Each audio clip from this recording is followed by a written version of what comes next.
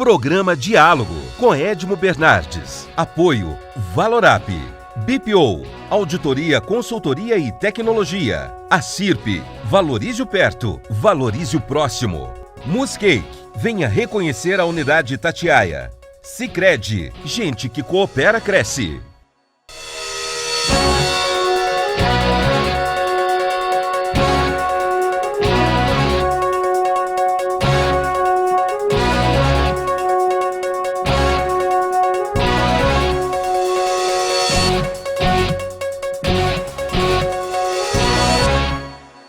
Olá, estamos iniciando mais um diálogo recebendo o diretor executivo do Instituto de Fiscalização Independente, Felipe Scudeler Salto. Felipe, obrigado por atender a gente aí e falar um pouco do papel do Instituto. Um prazer estar aqui com vocês. Muito bom. Felipe, a 2017, se não me engano, você falou que o Brasil economizava em torno de 28 bilhões de reais para cada ponto cortado na Selic. 28 bilhões de reais para cada ponto cortado na Selic. Isso porque, naquele momento, nós estávamos com uma inflação baixa e baixando, né? Se falava isso em função do corte, naturalmente, também da Selic acompanhando a inflação. E aí, de repente, a coisa vira de ponta cabeça. De fato, a Selic, né, a taxa de juros, a taxa básica de juros, ela afeta a dívida pública, porque quando o Banco Central diz que a Selic vai ser de 10%, de 11% ou de 12%, a taxa que o mercado vai exigir para comprar o título público vai ser em torno dessa.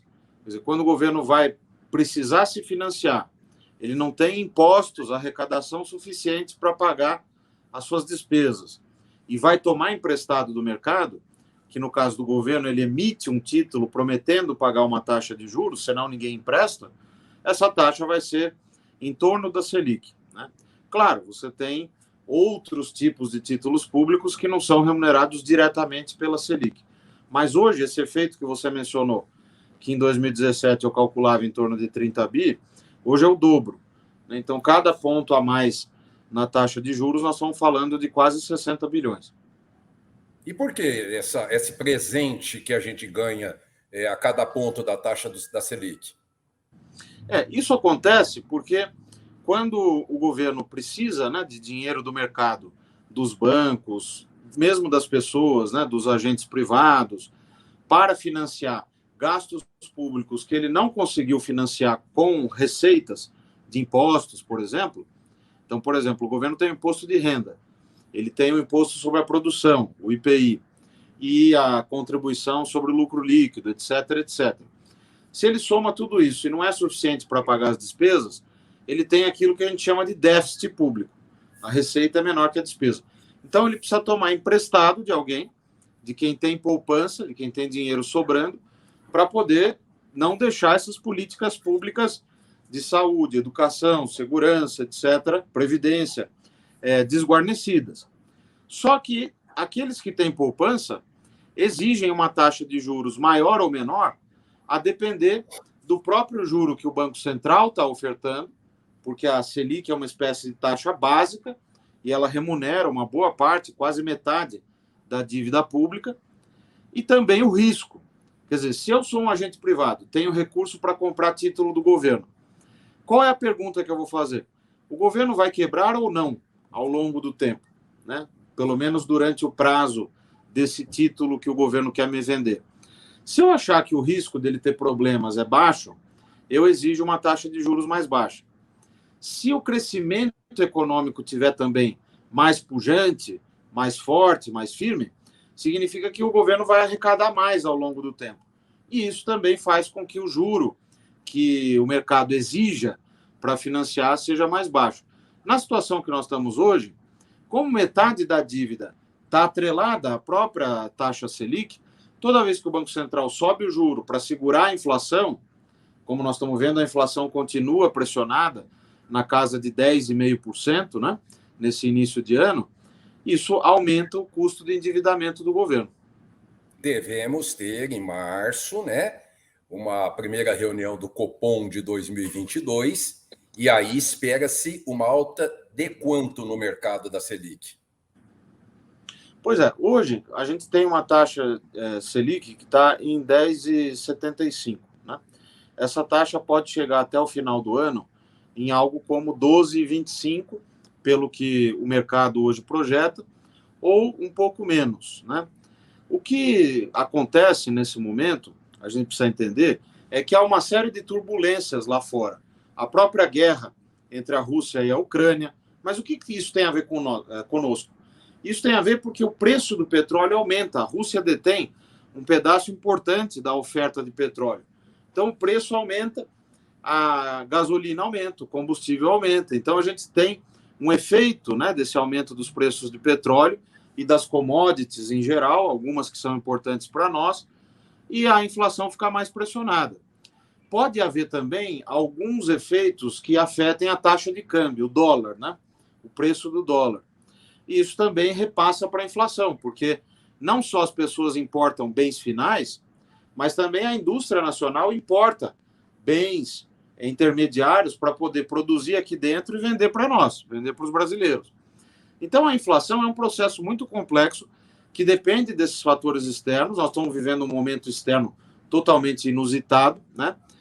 Já se sabia do risco, mas ninguém poderia prever que fosse se concretizar a questão do início, né, da guerra, da ação militar da Rússia contra a Ucrânia neste momento.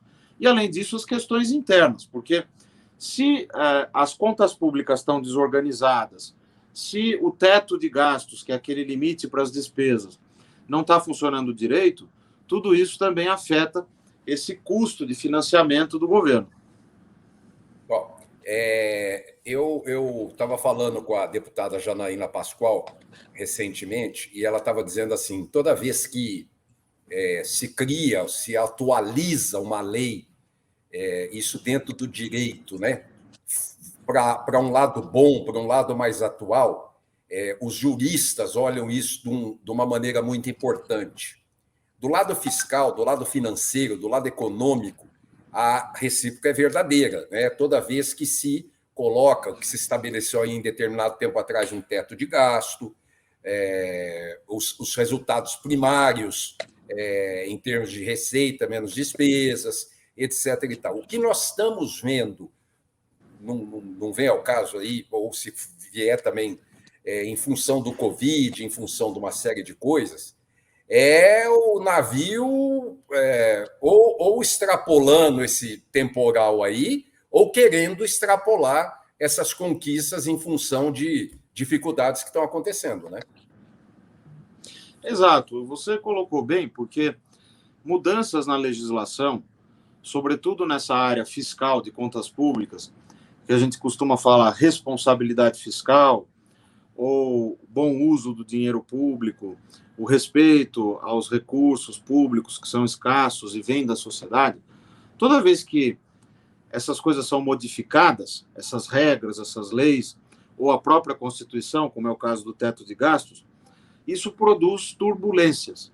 Por quê? Porque aqueles que têm dinheiro para financiar o governo, e o governo é deficitário hoje, ficam pensando, olha, isso significa que vão enfiar o pé na jaca, no acelerador, e vão gastar mais, ou é uma mudança temporária, como foi, por exemplo, na Covid, que a gente, de fato, gastou mais e precisava gastar, e houve orçamento extraordinário para isso, crédito extraordinário, 524 bilhões em 2020 e mais 125 bilhões no ano passado.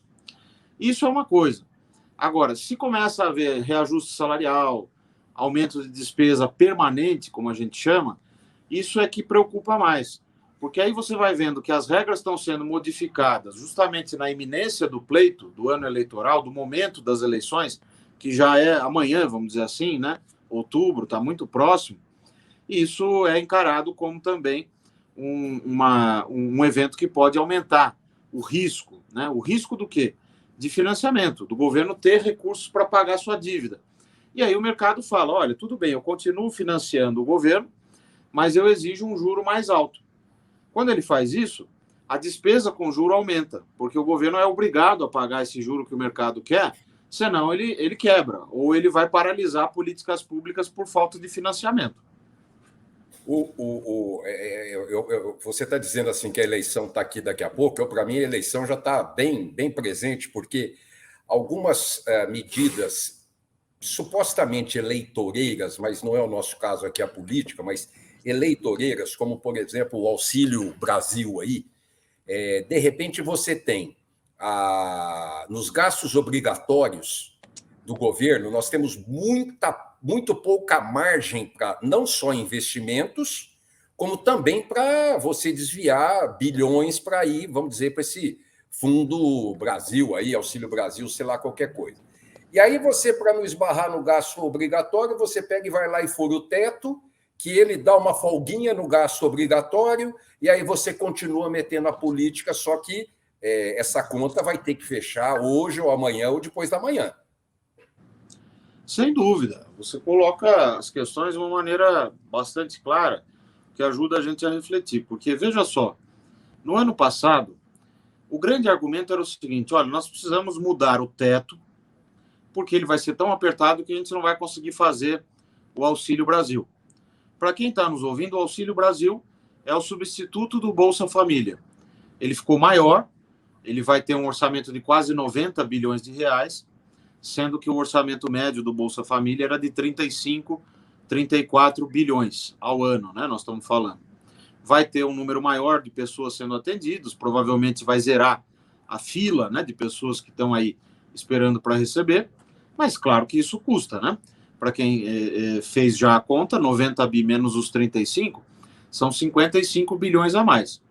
Pois é, mas a mudança que foi feita na Constituição por meio da chamada PEC dos precatórios no ano passado, da qual derivaram duas emendas à Constituição, a emenda 113 e a emenda 114, abriu um espaço de 112,6 bilhões, e não de 55. Mas por que abriu, então, um espaço tão maior se a justificativa era o Auxílio Brasil? Porque, de fato, a motivação era muito diferente, não era só o gasto social, era a motivação para ter recursos para emendas parlamentares, recursos para chamadas emendas do relator do orçamento, que ficou fundo aí eleitoral. Também. O fundo eleitoral.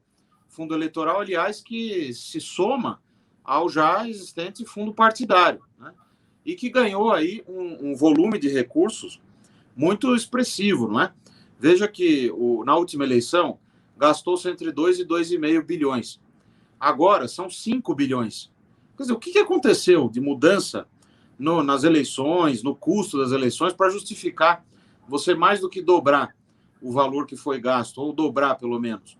Nada justifica, né? Então, quando você tem um número grande de brasileiros e brasileiras numa situação de pobreza, de extrema pobreza, e numa situação também de perda de emprego, né, como foi para muitos esse biênio da crise da Covid, que ainda não acabou, mas principalmente 2020 e 2021, chega a ser imoral, né, que se tenha aí uma fatia tão expressiva de recursos para esse tipo de gasto, né, quando, na verdade, devia haver uma atenção maior a economizar esse tipo de despesa para sobrar mais, para que o orçamento fosse direcionado a gastos sociais, a gastos com investimentos, para que a gente possa ter mais crescimento econômico.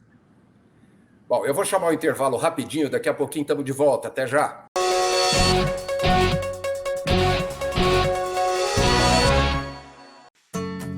Hoje eu quero aquela brusqueta de pepperoni. Eu não vejo a hora de provar o confit de pato. Ou será que peço o risoto de carne seca, hein? E eu mereço o brownie de sobremesa. Eu vou pedir a torta de chocolate com gelé de damasco. Nossa, a gente nem chegou e já tá pensando na sobremesa. O mousse cake da Itatiaia agora é My Mousse Cake. O mousse cake que você sempre amou, com tudo que você sempre pediu. 1924. O desafio está no ar. Rádio Clube. Liderança total. Lembra daquela festa onde você foi, que tinha um monte de gente? E de você chamando mais amigos? Afinal, sempre cabe mais um, não é? Você também se lembra que, depois da festa, teve beijos nos pais, nos avós e abraços nos amigos? Pois é, um deles está agora na fila do hospital esperando uma vaga. Falta de ar. Valeu a pena? 3 ou 4 horas de diversão para colocar em risco a vida de uma pessoa? Tome cuidado, porque assim como o vírus, arrependimento também mata.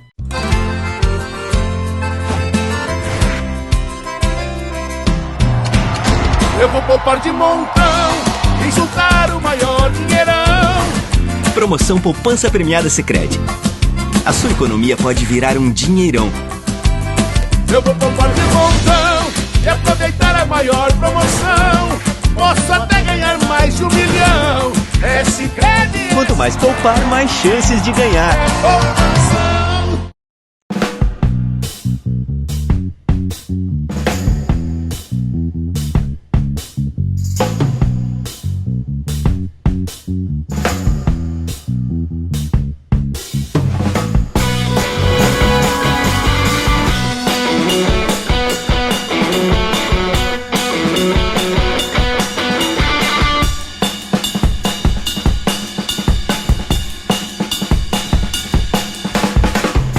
Diálogo, apoio, Valorap, Acirp, Musicake e Sicredi.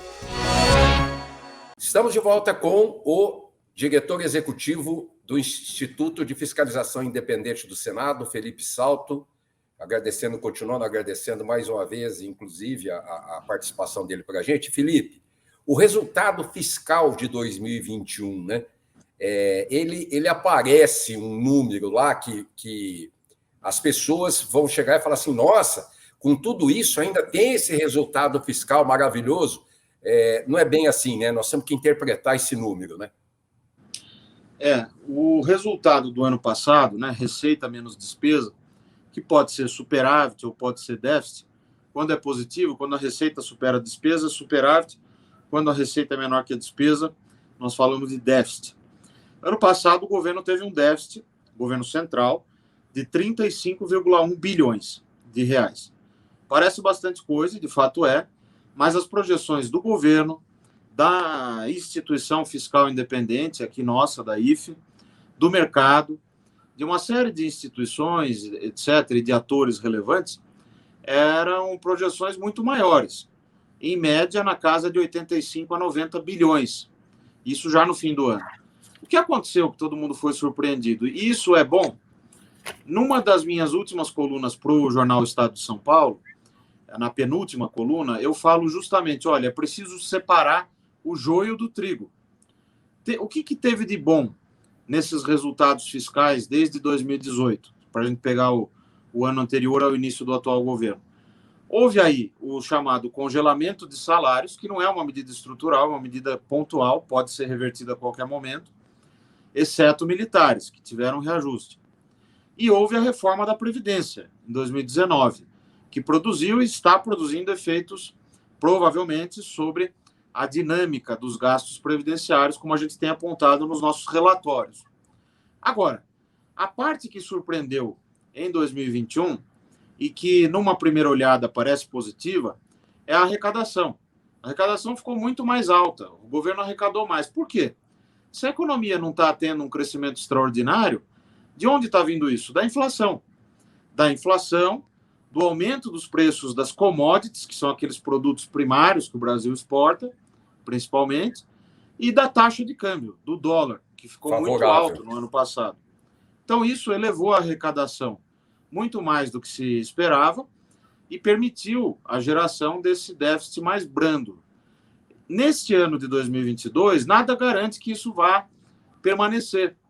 E é esse o ponto que a gente tem chamado a atenção, porque ainda que se parta de um ponto de partida melhor, você não garante que está havendo um conjunto de medidas de ajuste, de mudanças no orçamento, na política fiscal, como a gente chama, de aumento de receita ou de corte de gasto, para poder entrar numa trajetória sustentável, em que a dívida em trilhões de reais, em relação ao produto interno bruto, a economia em trilhões de reais também, não cresça, fique estável, ou até tenha uma queda. Né? No ano passado ela caiu, mas por conta principalmente desses fatores que eu acabei de mencionar. E aí fica difícil reajustar a tabela do imposto de renda, né, Felipe? Porque como é que vamos perder a arrecadação no momento tributário, fiscal que o país está vivendo e que deve ter um 2022, quem sabe 2023, muito duros, né, no aspecto de superávit primário? Essa é uma questão importante, o lado da receita, né? A chamada reforma tributária, o ex-secretário da Receita, Everardo Maciel, sempre fala isso e ele tem razão. É preciso saber o seguinte, reformar para quê? É para aumentar a arrecadação do governo, é para simplificar a vida do contribuinte, do empresário, né? Ou é para distribuir mais recursos, por exemplo, para estados e municípios. Então, quando a gente vê as propostas que estão aí na mesa, por exemplo, a do imposto de renda, mudar a faixa, quer dizer, aumentar a faixa de isenção. Um número maior de pessoas ficaria isenta de pagar o imposto. Isso tem custo. Quem é que paga essa conta? Você vai abdicar de arrecadar uma receita.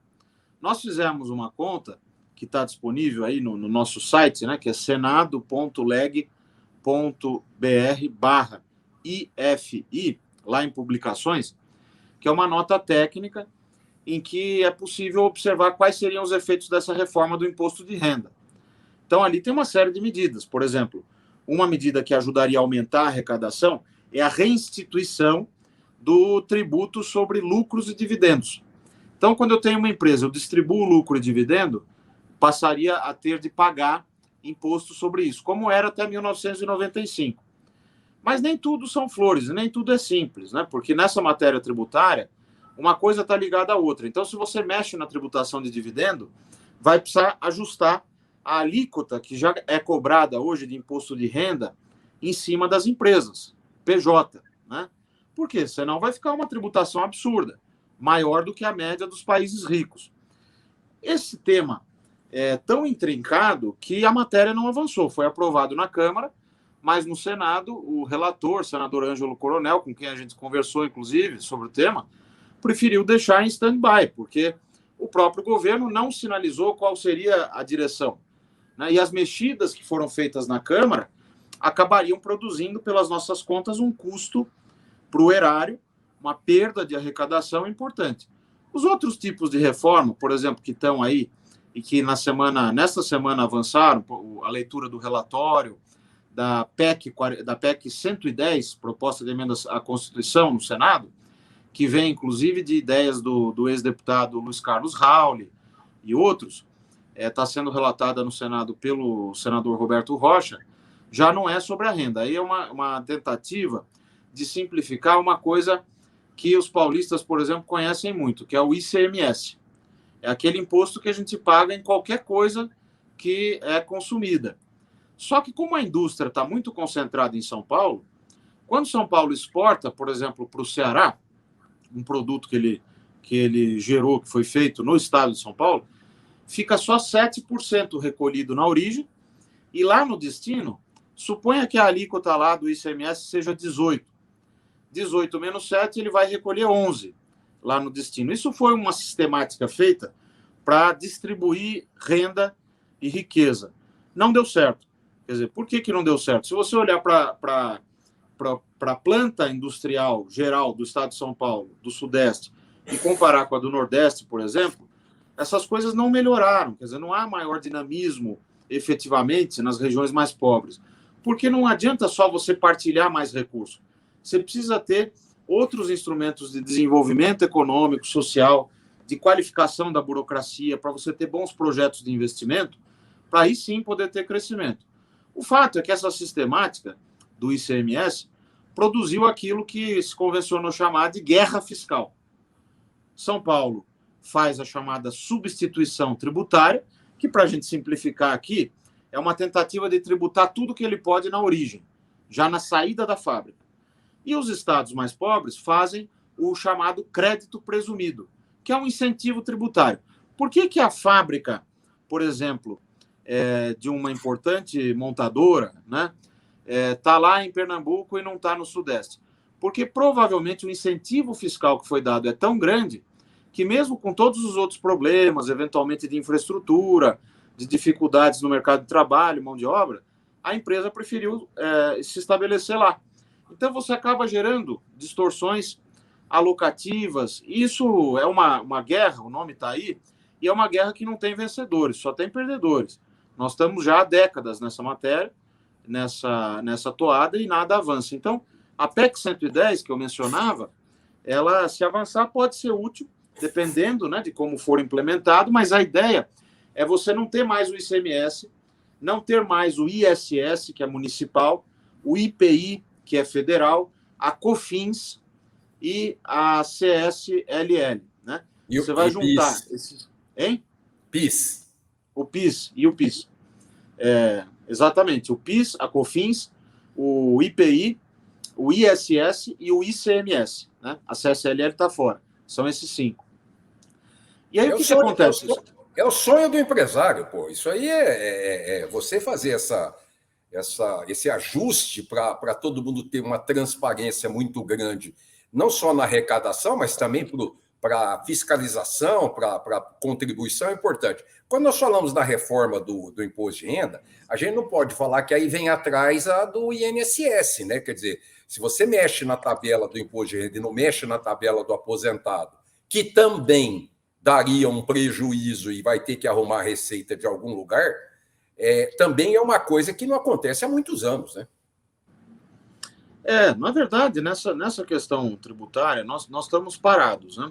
É claro que houve alguns avanços incrementais aqui e acolá, mas o nosso sistema tributário é complexo, ele gera custos elevados para a produção e não é fácil mudar, porque, por exemplo, você mencionou, mas esse é o sonho do empresariado.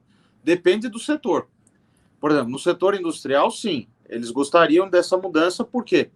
Porque no setor industrial, se você coloca toda a tributação no destino, para eles é bom, porque tem uma cadeia de produção muito longa. Então, por exemplo, eu vou produzir essa caneta aqui, eu vou ter que comprar o insumo, vai ter alguém que vai produzir o plástico, alguém que vai produzir esse tubo que vai dentro, a tinta, a tampa, aquilo que vai dar coloração aqui a essa tampa da caneta, por exemplo, etc, etc.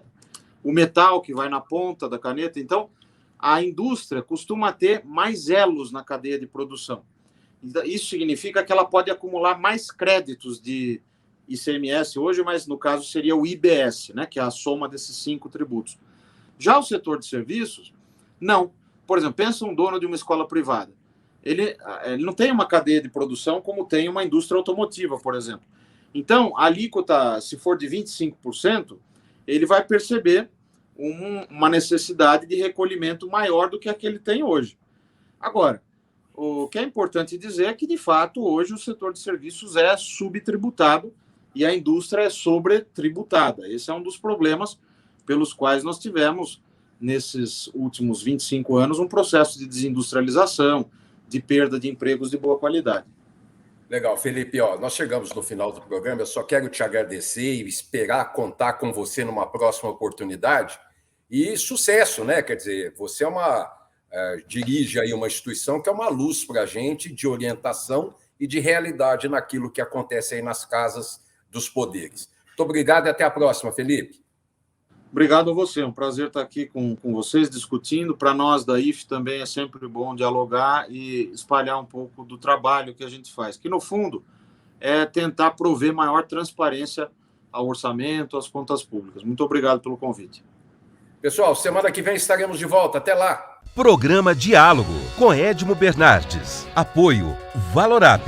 BPO, Auditoria, Consultoria e Tecnologia. A CIRP, Valorize o Perto, Valorize o Próximo. Muscake, venha reconhecer a unidade Itatiaia. Sicredi, gente que coopera cresce.